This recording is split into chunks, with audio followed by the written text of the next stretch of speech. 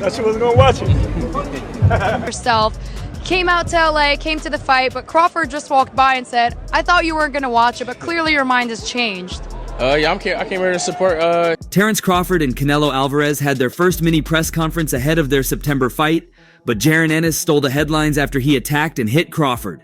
Jaron Ennis feels so cheated as to why Terence Crawford ducked him for these years and is going ahead to fight Canelo Alvarez. But I think you gotta lean more towards Canelo because, like I said before, he been pitting big guys out and down. And Canelo not even really a 68-pounder. He probably really should be at 60, maybe. And he been hurting these guys. I think he be dropping these guys and things like that. So, and them guys be way bigger than him come fight night. I know that for sure. They be probably close to 200 pounds. He was at the conference alongside Shakur Stevenson and Keyshawn Davis.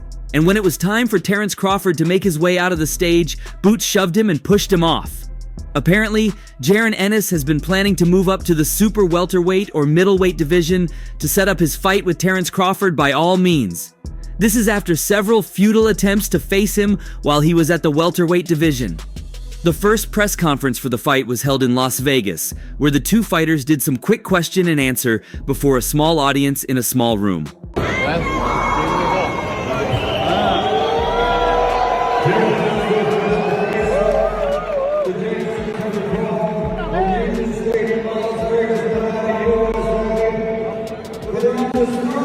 They then went to the media room for some pictures and media work for the first time.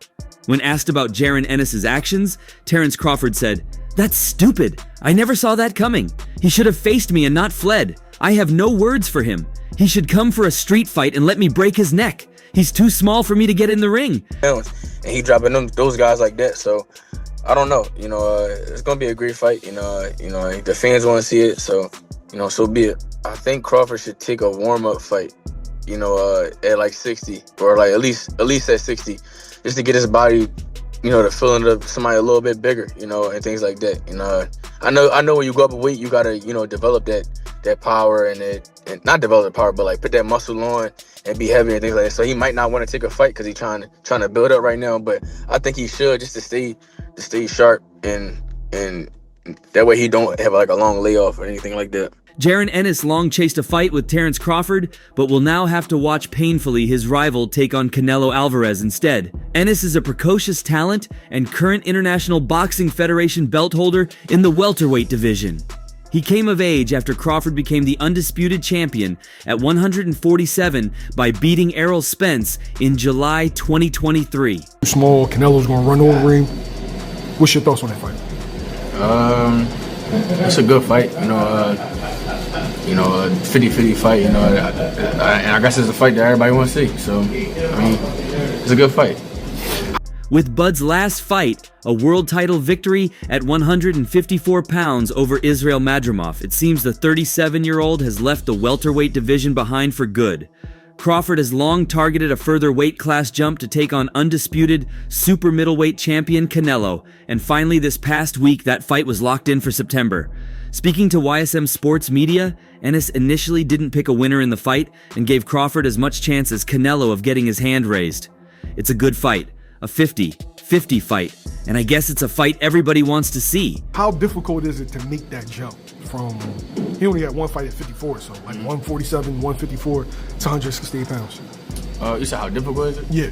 I'm pretty sure it's going to be a little difficult because you got to, what are you going to have to put on, like an extra 14 pounds, so he might be a little slower, or who knows, he could be faster, I don't know. Like, it's just, you got to add more weight and gain more muscle and stuff like that, moving up in weight and things like that, so it's a little harder, but I don't know. We'll see on fight night how he'll look. He was then asked about the challenge Crawford faces by jumping up in weight. It's going to be a little difficult. He's going to have to put on an extra 14 pounds, so he could be slower. You've got to add more weight and gain more muscle, so it's harder, but we'll see on fight night. Next, he was asked what Crawford would need to do on the night to win, having previously explained it would be a difficult night for Bud. Be smart, take his time, box and move. Don't sit there and let him drop bombs on him. Finally, he offered up a game plan for Canelo's route to victory. What does Terence Crawford have to do to be successful in that fight? Be smart, take his time, box and move. Don't sit there and let him try to bomb on him. What about Canelo Alvarez? I feel like Canelo gonna press him, had to press him. Everything behind the stick, and catch him, try and pull back, anything, cutting the ring. I feel like Canelo will be pressing everything behind the stick, catching him trying to pull out, pull back, cut the ring off, things like that. He is going to have to bully the smaller guy. Don't let him dictate nothing. Show him that's your weight class. Ennis, one of boxing's most exciting rising stars, after winning his fight against Imantas Stanionis last month. Amid the buildup, he found time to weigh in on the Canelo vs. Crawford hype train, and he's not exactly handing out blind endorsements. In a recent interview with Fight Hub TV, Ennis raised a red flag about Crawford moving up 2 full weight classes.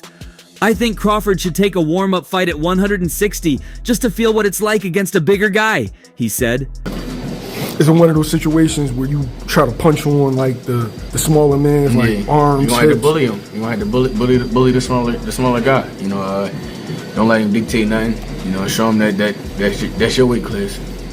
Boots didn't hold back when talking about what Crawford's up against. Canelo's been at that weight for a while. He's been pinning big guys out. Crawford's smaller, and Canelo has been dropping dudes that come in at like 200 pounds on fight night. The reality is, Alvarez may not be a natural super middleweight either, but he's made a habit of hurting and finishing fighters much bigger than Crawford. That's not lost on people who know how the game works. Yeah, you brought up, and this is just a follow-up on here, you brought up one main point that a lot of fans have been bringing up. It's like, what happens when Canelo hits him? Because he's been hurting, like you mentioned, bigger guys. Yeah. Crawford hasn't been fighting guys that are 200 pounds, 190 pounds on fight night. Yeah, right. And I think Crawford should take a warm-up fight, at like 60 or like at least at 60, just to get his body. Crawford has revealed he is currently well above the 168 pounds super middleweight limit and is in fact 186 pounds, despite having previously won titles as low as lightweight and 135 pounds. However, Jaron Boots Ennis, out of envy, has predicted a loss for Crawford regardless. While Ennis and many other boxing professionals think the Mexican will reign supreme, Jaron Ennis' father, Bozy Ennis, has now given his verdict on the showdown, and it's a surprising take. Ennis Sr. reflected on Alvarez's latest outing against William Skull. Alvarez earned a unanimous decision win against Skull on May 3rd in a rather lackluster showdown. Ennis thinks Alvarez gets frustrated when a fighter moves too much in front of him. He told YSM Sports Media, When they're running. Same like a... You told me that Terence Crawford and Canelo was a 50-50 fight. You told me Terence Crawford had a chance. Right. Me, I was leaning towards Canelo because of the size. Right. I want to apologize. Yeah. Because after watching that fight, I see what you were talking about. Yeah, I'll tell you, movement. That movement offsets everybody, man. And with Canelo, he get frustrated. You see, he just walking to you and all that. If he can't touch you, you know what I mean? That's it. You know what I mean? Now, did watching that make you feel like Terence Crawford has better than a 50% chance? After watching, I know we've seen. With Canelo, he gets frustrated if he can't touch you. You know what I mean? When asked about Terence Crawford's chances against Canelo Alvarez, he said, "Great chance because Terence can box, Terence can move, Terence can punch, Terence isn't going to be Skull, Terence will fight you. He's Terence from the streets, man. He knows what to do. When it comes down to it, I think he's going to wind up frustrating Canelo." Ennis added that the right way to fight Alvarez is to box him and hit him when he gets set. He also spoke about bringing Alvarez to the center of the ring and said that when Alvarez lets his guard down, it's possible to knock him out. He added, "I think Terence is going to do what he's going to do. Terence might stop him." Him against Laura back in the day. Right. But now this is supposed to be a new and improved Canelo. Yeah. I think, like I said, Terence got a great chance to beat him, man. You know what I mean? Terence can box, Terence can move, Terence can punch. You know what I mean? Terence ain't gonna be doing like Skull. Terence gonna fight you. You know what I mean? He's Terence from the streets, man. You know what I mean? He know what to do. You know what I mean? When it comes down to it. And I think he's gonna wind up frustrating Canelo. You know what I mean? When reminded that Canelo Alvarez has a granite chin, Ennis said, "He hasn't been punched by Terence though. I know he's been in there with some great punchers, but the punches got to be placed right." He added that not too many opponents have attacked Canelo Alvarez to the body, which Terence Crawford might do. That could see Alvarez drop his guard, leaving Bud with the opportunity to get a knockout up top. However, Jaron Ennis versus Teofimo Lopez has been spoken about recently, with Eddie Hearn confirming to FightHype.com, "We are in negotiations for Jaron to fight Teofimo." It now appears these negotiations have not been straightforward, with Lopez accusing Ennis of ducking him. You beat Boots by unanimous decision. Yeah, I'm a dog him, for sure. I'm a dog that boy. They never faced a fighter like me. No more backflips, protect your knees. In a message to Jaron Ennis and his father, Bozy, Lopez did not hold back. "Boots, if you're on here and your father's on here, Bozy, listen to me, you bozos. How do you claim yourself from Philly and you don't want to fight the best? Man, y'all putting Philly down, and Philly just won. Shout out to the Philadelphia Eagles for winning the chip. Come on, bro. I don't think you're from Philly. Any questions?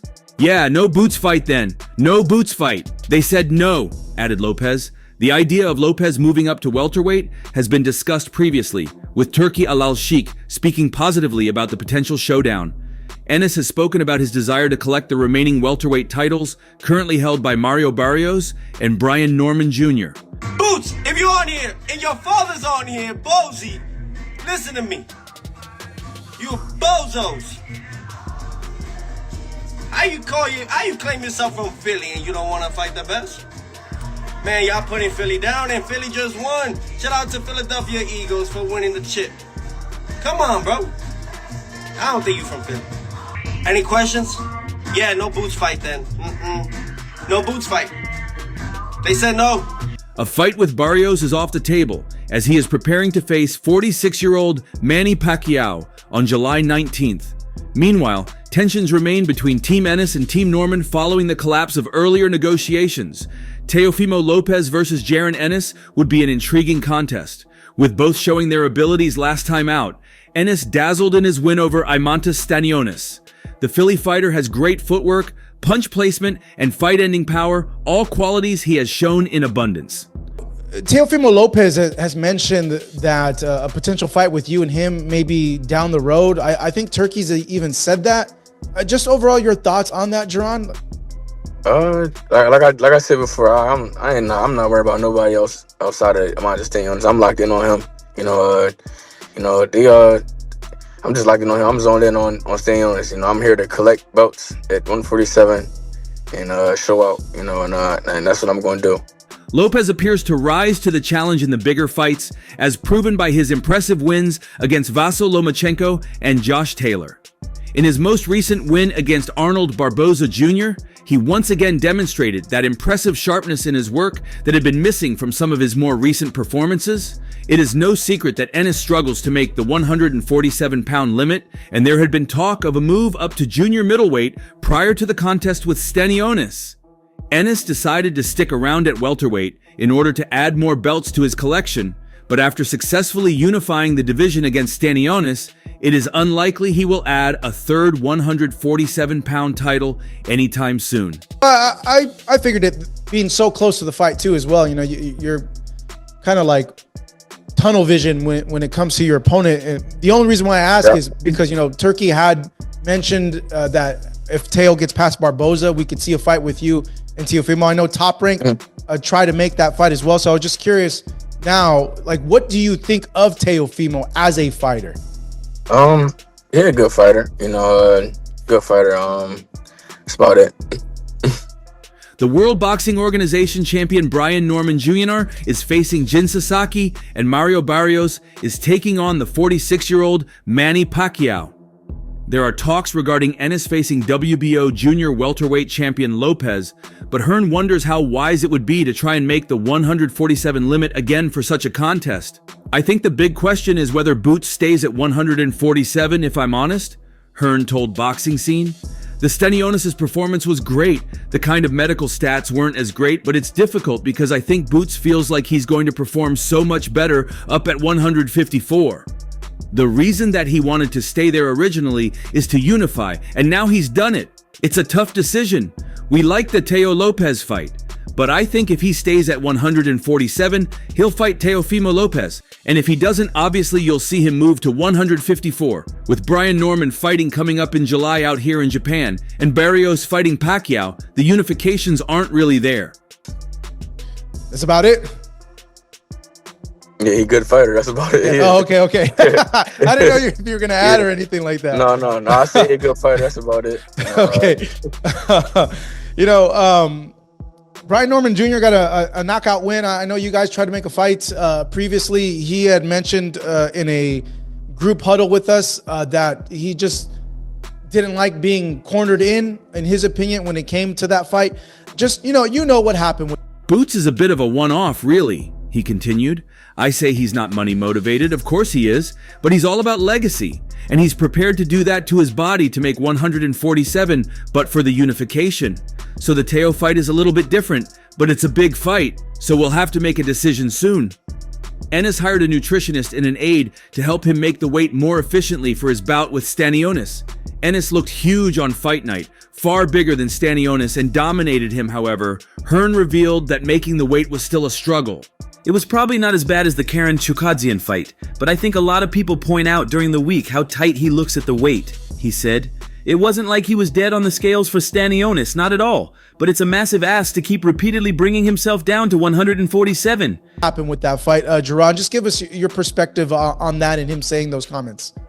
I ain't gonna lie, I don't even know what you're talking about. I've been so locked in and zoned in on what I got going on. I ain't been worrying about nobody else doing nothing. Like, I just been going to the gym, training, locking in books and things like that, even coloring a little bit. I'm just so focused on what I got going on. I really ain't been on social media. I post whatever I post and get off. And it's not just can you make it and perform at your best? And I think he feels, even in the Stanionis fight, that wasn't his best, most powerful version of himself, which is quite bizarre because I thought it was unbelievable.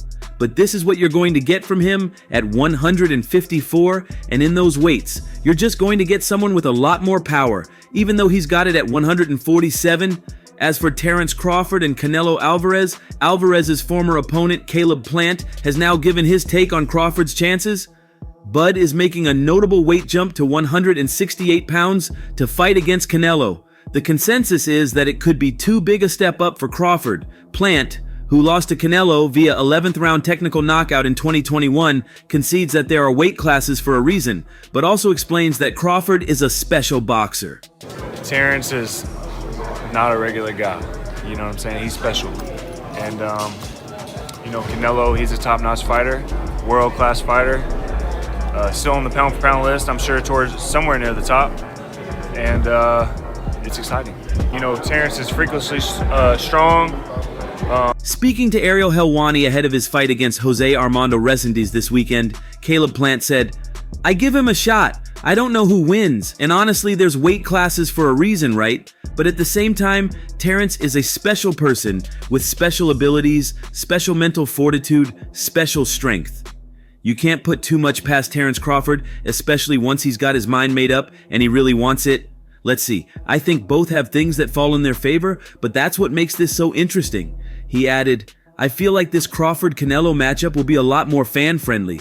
Bud's not going to be running around the ring for 12 rounds, I can assure you. That's not in his blood and obviously not in Canelo's either, so I think it's going to be a fan-friendly fight." He can punch, he's got good crack, he can fight from both ways. Orthodox, southpaw, he can fight at mid-range, close range, outside, and he can fight going both ways, so it's exciting. It's a big question mark on the end of it, though. So that's why, I'm sure all of us are excited for that bell to ring and, be able to find out firsthand. Canelo Alvarez and Terence Crawford have a total 108 professional fights between them, including 70 knockouts, and both are 4-division world champions. Crawford has held the undisputed titles in 140 pounds and 147 pounds. Canelo, meanwhile, is a 2-time undisputed super middleweight champion. Crawford mostly relies on his instincts and skill to make his opponents pay. Alvarez, meanwhile, is well-rounded, boasting power, great body shots, and tremendous head movement. Overall, it promises to be a fight not to be missed. And what'd you think of Canelo over the weekend? Did that look like the same type of Canelo you fought a few years ago? And what'd you think of that? No, I don't think it's the same Canelo. Not quite, but also I kind of figured it was going to be like that, honestly. I heard Canelo say in the interview, like, I don't really like fighting guys who move around that much like that. And Williams Cole being a Cuban fighter, like, I knew he was going to do that. And so was curious to see, you know, how Canelo would handle that. And Crawford will move up 2 weight classes to challenge Canelo for the undisputed super middleweight championship on September 13th in Las Vegas, with a venue still to be confirmed. Canelo has already defeated Charlo's twin brother Jermell on points in September 2023, and the Texan believes Bud may lack the ambition to win. Crawford going up there to fight Canelo at 168 when he's not a 168-pounder, he told reporters on Thursday. Are you saying that Crawford-Canelo is something for Crawford to look out for with Canelo? If you're on Crawford's team, you just said it before. All right, I like Crawford. All right, my brother fought Canelo, not me. I like Crawford in this fight, and he get to stay big. But my brother even told me that was his mistake that he made. He thought going up in weight, I gotta get massive, I gotta get big to beat Canelo. It made him slower, it made his reflexes slower. He'll tell you himself. He didn't. Where's the motivation? The money is good, but I don't expect Terence Crawford to be the Terence Crawford that was knocking out Yuriorkis Gamboa, and that's all for now. For the very best updates on news, moments, events, and actions in the world of boxing, stay connected with us by subscribing to our YouTube channel, and don't forget to turn on notifications to get notified when we drop quality contents like this. Until next time, peace out.